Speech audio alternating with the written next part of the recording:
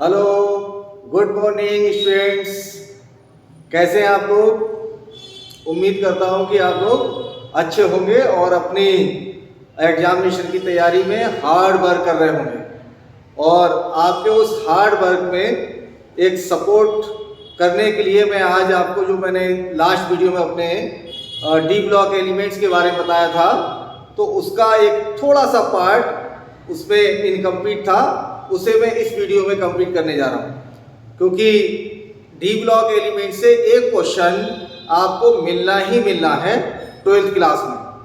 तो जैसा मैंने लास्ट वीडियो में बताया था कि डी ब्लॉक एलिमेंट्स क्या होते हैं, तो मैं थोड़ा सा आपको जस्ट लाइक टीवी सीरियल जैसे रिकैप में थोड़ा सा बता देते हैं, वही मैं आपको थोड़ा समराइज करते हुए फिर मैं आज आपको बताऊंगा कि कैसे आप अनपेयर्ड इलेक्ट्रॉन फाइंड आउट करेंगे, निकालेंगे, और किस तरह से आप चुंबकीय आघूर्ण, वेरी इंपॉर्टेंट क्वेश्चन आपके लिए होने जा रहा है।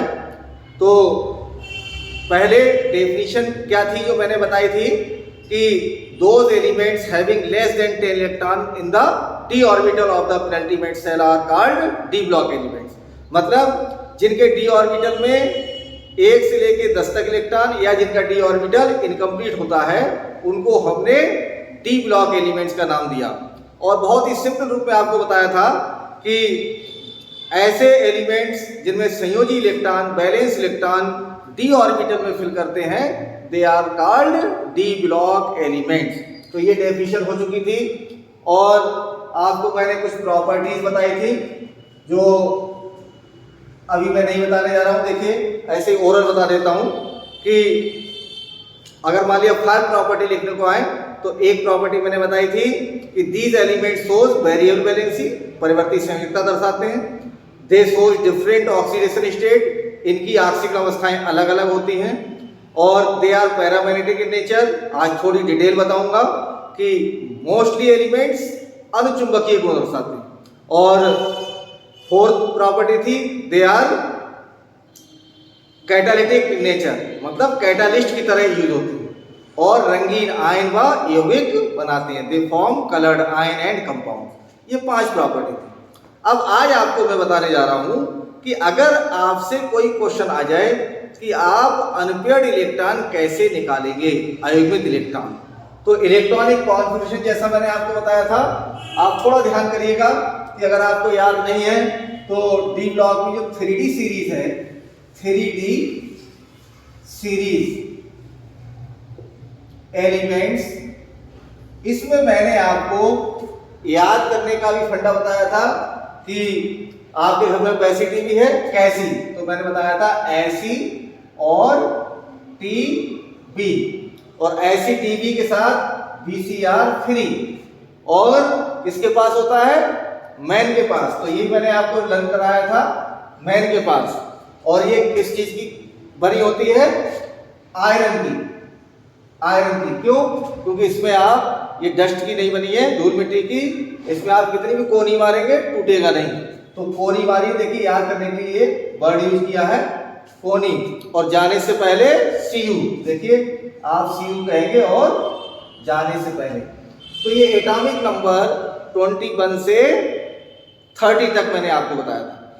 तो ये यहां बताना थोड़ा सा इसलिए जरूरी हो रहा है कि जब तक आप इलेक्ट्रॉनिक कॉन्फ़िगरेशन आपको नहीं आएगा निकालना, तब तक आप अनपेयर्ड इलेक्ट्रॉन नहीं बता सकते बच्चा पार्टी। तो देखिए, मान लिया अब आपको अनपेयर्ड इलेक्ट्रॉन निकालना है, तो एटॉमिक नंबर 21, देखिए यहां से 21 से यहां 30 तक, ये 22, 23, 4, 5, 6, 7, 8, 9 एंड 10। तो अब इनमें से किसी एक से आपसे पूछा जाए कि बताइए कि इस एलिमेंट में कितने अयुग्मित इलेक्ट्रॉन होंगे, तो मैं आपकी साइड से क्वेश्चन कर रहा हूं। मान लिया आपने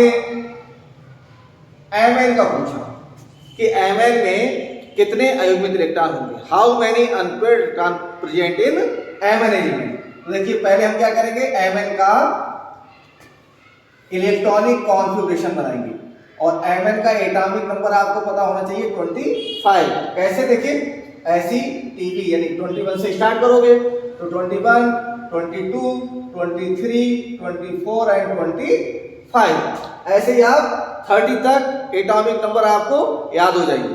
अब यहाँ देखिए 25। तो लास्ट वीडियो में मैंने आपको ट्रिक बताई थी कि जो लास्ट में नंबर है 5, तो इसी 5 को आप डी में फिल कर दोगे। और 18 तक देखिए इसका कॉन्फिगरेशन 1s2, ये आपको स्टार्टिंग में लिखना ही लिखना है। और उसके बाद 2s2, 2p6, 3s2, 3p6। इतना मैंने बताया था कि आर्गन का 18 का कॉन्फिगरेशन होता है। तो यहां आपने बना दिया 18 का, और उसके बाद आ गया 3d, और सबसे बाहर 4s2। तो यह 3d में देखिए लास्ट में क्या आया 5, तो यह d में आप फिल कर दोगे 5, और ये 4s2। अब आप देखिए बच्चा पार्टी, ये 3d5 आप d में देखिए हाउ मैनी, ये तो कंप्लीट है, तो d में ऑर्बिटल कितने होंगे 5। इस डी में देखिए 1, 2, 3, 4 एंड 5 ये ऑर्बिटल होंगे। अब इसमें हुंड रूल से क्या होगा, पहले 1, 1, 1, 1 एंड 1, एक एक करके इलेक्ट्रॉन फिल होगा। अब डी में कितना था 5, यहाँ इलेक्ट्रॉन आपने कितने बना दिए 5। यहाँ पेयरिंग आप नहीं करोगे, यहाँ आपने डबल लिख दिया उसके बाद ये ब्लैंक छोड़ दिया, नहीं, पहले एक एक इलेक्ट्रॉन फिल करेंगे, और उसके बाद जब सभी में एक एक इलेक्ट्रॉन ऑर्बिटल में आ जाएगा तभी पेयरिंग विल बी स्टार्ट। अब यह देखिए कितने इलेक्ट्रॉन है, सिर्फ 1, 2, 3, 4, 5, कोई जोड़े में नहीं है, पेयर में नहीं है। तो हम कहेंगे कि अनपेयर्ड इलेक्ट्रॉन कितने हैं, यहाँ unpaired electron is equal to 5। यही हमारा हो गया आंसर। अब देखिए इसके साथ आपको 2 पॉइंट अलग से 2 क्वेश्चन कवर करते हुए कि अगर यहाँ पर ये अनपेयर्ड इलेक्ट्रॉन आएंगे 5 या 4, 3, 2, कोई भी अनपेयर्ड आएगा, तो जिसमें अनपेयर्ड इलेक्ट्रॉन होंगे वो एलिमेंट होगा paramagnetic in nature. Paramagnetic in nature, इसका मतलब क्या हुआ, अनुचुंबकीय। जो आपने डेफिनेशन में भी कहा था प्रॉपर्टीज में कि ये अधिकांश एलिमेंट्स अनुचुंबकीय गुण दर्शाते हैं, अनुचुंबकीय। तो यहां पर देखिए अनुचुंबकीय गुण का मतलब, पैरामैग्नेटिक प्रॉपर्टी का मतलब यह है कि अगर इन एलिमेंट्स को हम मैग्नेटिक फील्ड या इलेक्ट्रिक फील्ड में ले जाते हैं तो ये अट्रैक्ट फील करते हैं, आकर्षण प्रतीत करते हैं। इस प्रॉपर्टी को हम कहेंगे पैरामैग्नेटिक नेचर या अनुचुंबकीय गुण। और देखिए, और इसमें एक पॉइंट बहुत ही इंपॉर्टेंट कि जो पैरामैग्नेटिक होगा वही कलर्ड होगा। अलग से आपको जानने की जरूरत नहीं, क्योंकि अब देखिए यहां से क्वेश्चन कैसे बनेगा, यहां से क्वेश्चन ऐसे बनेगा कि अगर उन्होंने पूछ लिया कि बताइए जिंक Zn एटॉमिक नंबर 30 कौन सा, ये, तो अगर आप इसका कॉन्फिगरेशन बनाएंगे तो आपको ट्रिक से आ जाना चाहिए। यहाँ कितना हो जाएगा 3d10 4s2। तो बच्चा पार्टी देखिए डी में कितना इलेक्ट्रॉन है, कंप्लीट 10, बहुत सिंपल, देखते रहिएगा। डी में कितना है 10, तो पहले आपने एक एक इलेक्ट्रॉन फिल किया 1, 2, 3, 4, 5, पेयरिंग स्टार्ट 1, 2, 3, 4, 5। तो टोटल इलेक्ट्रॉन यहाँ देखिए एस में भी यहाँ 2 इलेक्ट्रॉन है और डी में भी कंप्लीट 10 इलेक्ट्रॉन हो गए। इसका मतलब क्या हुआ कि अनपेयर्ड इलेक्ट्रॉन एक भी नहीं है, सभी इलेक्ट्रॉन कैसे हैं, all electron paired, no any unpaired electron present here. इसका मतलब क्या हुआ कि ये जिंक जो होगा बच्चा पार्टी, ये होगा प्रतिचुंबकीय, प्रतिचुंबकीय, इंग्लिश में डाईमैग्नेटिक, डाईमैग्नेटिक। इसका मतलब हुआ कि अगर सारे इलेक्ट्रॉन पेयर्ड हैं, जोड़े में हैं, तब वो होगा डाईमैग्नेटिक। और जिंक से पहले के जितने एलिमेंट्स हैं उन सब के पास एक या एक से अधिक अनपेयर्ड इलेक्ट्रॉन जरूर होगा, तो वे सभी क्या होंगे, पैरामैग्नेटिक इन नेचर। क्लियर? तो आपको देखिए यहां से ये 2-3 क्वेश्चन बहुत छोटे छोटे कवर हो रहे हैं कि अगर आपसे पूछा जाए कि जिंक, अब मान लिया अब मैं इसी पर Zn पर 2 पॉजिटिव चार्ज लगा दूंगी। इसका मतलब क्या होगा कि ये S के 2 इलेक्ट्रॉन बाहर वाले ये निकल जाएंगे, तो ये जिंक आयन हो गया।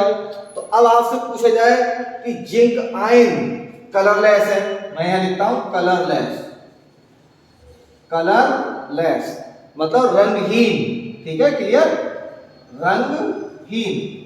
और यहां मैंने Mn पर 2 पॉजिटिव चार्ज लगा दिए ये, तो पॉजिटिव चार्ज लगाने से क्या होगा कि एक इलेक्ट्रॉन निकल जाएगा तो एक पॉजिटिव चार्ज आएगा, और अगर 2 इलेक्ट्रॉन निकल जाएंगे बाहर से तो 2 पॉजिटिव, तो यहां से भी 2 इलेक्ट्रॉन निकल गए। तब भी इसके पास क्या होगा, 5 अनपेयर्ड इलेक्ट्रॉन होंगे। तो क्वेश्चन बनता है कि Zn+2 आयन रंगहीन होता है, जबकि Mn+2 आयन रंगीन कलर्ड होता है। तो चाहे तो ये क्वेश्चन हो और चाहे इसकी तरह कोई भी क्वेश्चन हो, आपको केवल इतनी बात याद रखनी है कि अगर अनपेयर्ड इलेक्ट्रॉन होगा then that will be coloured, और सारे इलेक्ट्रॉन जोड़े में होंगे तो हम क्या कहेंगे कि वो कलरलेस होगा, और साथ ही साथ डाईमैग्नेटिक होगा। तो आप अपना माइंड थोड़ा यूज कीजिए और अलग से इसको थोड़ा कंपेयर कीजिए कि जो डाईमैग्नेटिक होगा वो कलरलेस होगा, जो पैरामैग्नेटिक होगा वो कलरफुल होगा। क्लियर ये बात? तो उम्मीद है कि आपको ये बात समझ में जरूर आई होगी। अब देखिए एक क्वेश्चन इसके बाद बहुत ही इंपॉर्टेंट अलग से पूछा जाता है कि इन्हीं में से किसी एलिमेंट का जो चुंबकीय आघूर्ण कैसे फाइंड आउट करोगे। तो मैं आपको एक इतनी बढ़िया ट्रिक बताने जा रहा हूं कि एग्जाम में आपको हो सकता है सॉल्व करने की जरूरत ही नहीं पड़ी, और कंपटीशन में भी ये क्वेश्चन बच्चा पार्टी खूब पूछा जाता है मैग्नेटिक मूवमेंट का। देखिए इसे मैं रफ कर रहा हूं, अभी आपको मैग्नेटिक मूवमेंट कैसे आप फाइंड आउट करोगे, बहुत ही आसान तरीका आपको ट्रिक वाला बताने जा रहा हूं, और कंपटीशन जो बच्चे दे रहे होंगे उनको भी इसका बहुत फायदा मिलने वाला है। अब देखिए हमारे 10 एलिमेंट्स है 3D, तो जल्दी समझिए कि मैग्नेटिक मूवमेंट कैसे हम फाइंड आउट करेंगे। देखिए मैग्नेटिक मूवमेंट बहुत ही important question, magnetic movement. Okay, तो इसे मैं अभी एक एग्जाम्पल के साथ बता रहा हूं। देखिए जैसे मान लिया आपको Mn का ही मैग्नेटिक मूवमेंट पता करना है, ठीक, हिंदी में कहेंगे इसे चुंबकीय आघूर्ण। बहुत ही इंपॉर्टेंट क्वेश्चन, ये कैसे पता करोगे, और मैं आपको एक ट्रिक बताऊंगा कि आप इसको कैसे फाइंड आउट करोगे। तो देखिए इसका जो फार्मूला है, पहले आपको फार्मूला पता होना चाहिए। तो पहले मैं इसका फार्मूला लिखता हूं कि magnetic movement is equal to, ये म्यू से इसे रिप्रेजेंट करते हैं, और ये होता है रूट n+2। अब यहाँ n क्या है, नंबर ऑफ अनपेयर्ड इलेक्ट्रॉन, मतलब क्या हुआ, अयुग्मित इलेक्ट्रॉन बिना जोड़े। क्लियर? अब आप देखिए मान लिया आपको Mn का मैग्नेटिक मूवमेंट पता करना है, तो पहले आपको क्या आना चाहिए, इलेक्ट्रॉनिक कॉन्फ़िगरेशन। आपको ट्रिक से मैंने क्या बताया, लास्ट में कितना है 5, तो आप डी में क्या करते हो, 3d 5 4s2, तो 4s में तो यहाँ 2 इलेक्ट्रॉन है, पेयरिंग हो गई उसकी। अब डी में देखिए आप 1 2 3 4 यानी 5 इलेक्ट्रॉन है, 1 2 3 4 एंड 5, तो 5 इलेक्ट्रॉन बिना जोड़े के अनपेयर्ड। अब ये इलेक्ट्रॉन आप इस फार्मूला में रख देंगे। देखिए mu is equal to magnetic movement इसका Mn का रूट एन कितना है 5 प्लस 2। अब देखिए 5 प्लस 2 कितना होगा 7 इंटू 5, तो हमारा टोटल ये आया रूट 35। अब आपको मान लिया यहां से सॉल्व करना नहीं आ रहा है और अनपेयर्ड इलेक्ट्रॉन के बेस पे आपने ये वैल्यू लिख दी, तो अब सुनिए ट्रिक का पॉइंट कैसे आप बताओगे। आप बच्चा पार्टी याद रखिए, आपका आंसर गलत नहीं हो सकता। अनपेयर्ड इलेक्ट्रॉन जो आपने फाइंड आउट किए, निकाले, उसके बाद आप इसकी वैल्यू लिख दीजिएगा कितना है 1 2 3 4 5। तो 5 पॉइंट आप 8 या 9 के आसपास लिख दो। ठीक, आपकी वैल्यू मान लिया 5 पॉइंट, मैंने लिख दिया 9, क्योंकि अगर 4 आए तो आप 4 लिख दें, यहां पर 8 लिख दें। तो आप समझ लो 7 से कम नहीं लिखेंगे, 8 और 9 यानी 5 तक आपका आंसर बिल्कुल सही हो जाएगा। तो 5.9 समथिंग आ जाएगी, ये आपकी बोर मैग्नेटॉन इसकी यूनिट होती है। तो ये आपका आंसर आ जाएगा मैग्नेटिक मूवमेंट का। ऐसे ही आप इसी का भी जब आप प्रैक्टिस करें अपने लेवल से तो चेक करिएगा। जैसे मान लिया आपने सपोज कीजिए टाइटेनियम का निकाला, टाइटेनियम 22, तो 22 है तो यहाँ डी में कितने इलेक्ट्रॉन आ जाएगा 2, 1 एंड 2। तो अनपेयर्ड इलेक्ट्रॉन कितना हुआ 2।